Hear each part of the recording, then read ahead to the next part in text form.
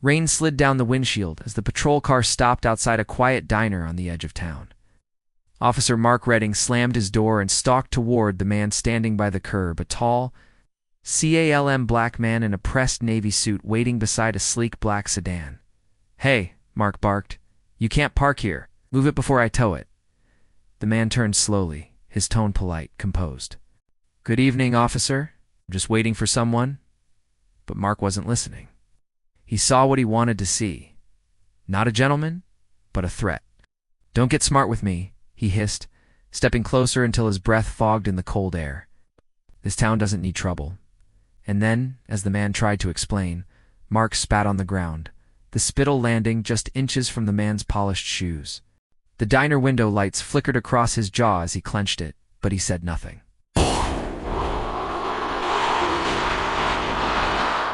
Only stared back with quiet restraint that unsettled Mark in ways he couldn't understand. Before I tell you what happened next, tell me in the comments where you're rewatching from.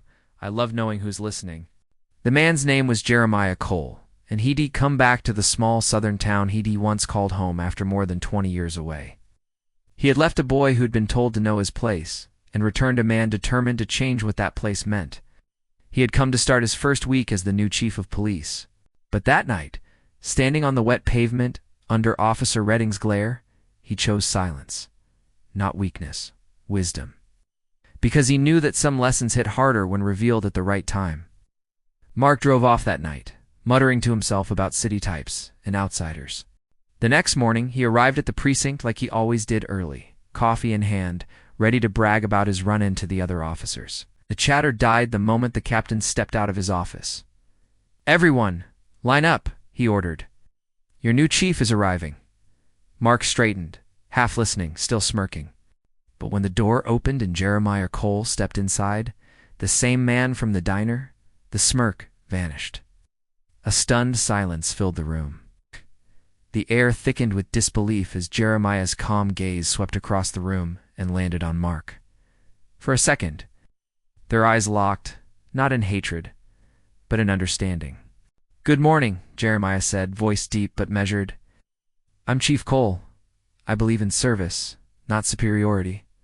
Respect, not fear. And I expect that from everyone under my command." A few heads turned toward Mark. His ears burned red. The coffee in his hand trembled.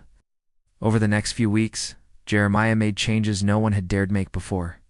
He reopened cold cases the department had buried, brought in community leaders to discuss fairness, accountability, and empathy. The old guard resisted, of course. But his quiet conviction began to shift something, not just in policy, but in people. Even Officer Redding couldn't ignore it. One night he found himself patrolling the same district where he once threw his weight around freely.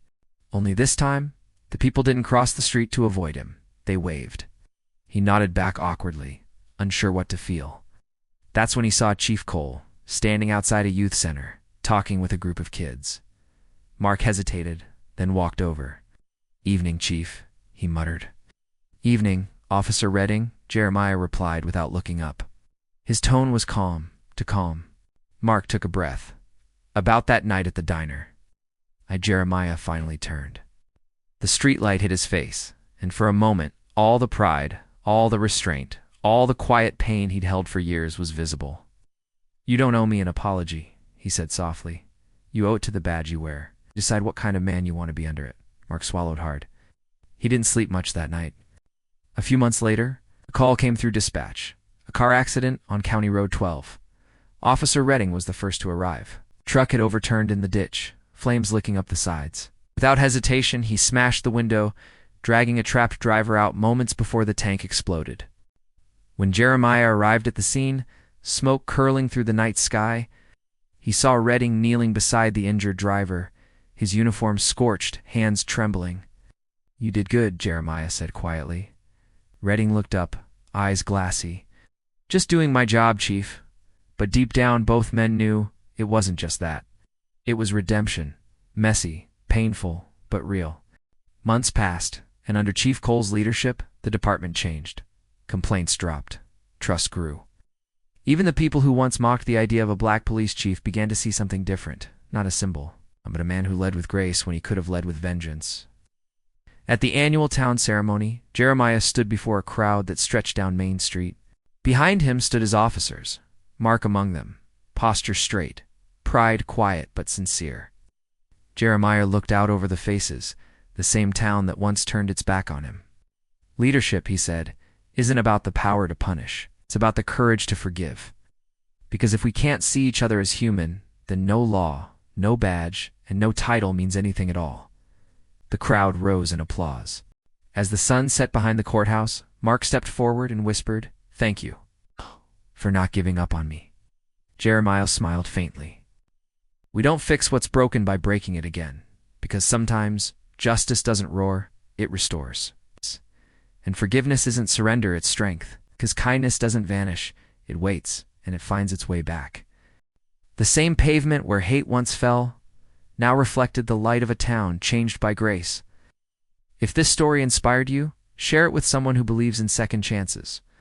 Comment your thoughts below, and don't forget to subscribe for more powerful true life stories that remind us the strongest badge you can wear is your humanity.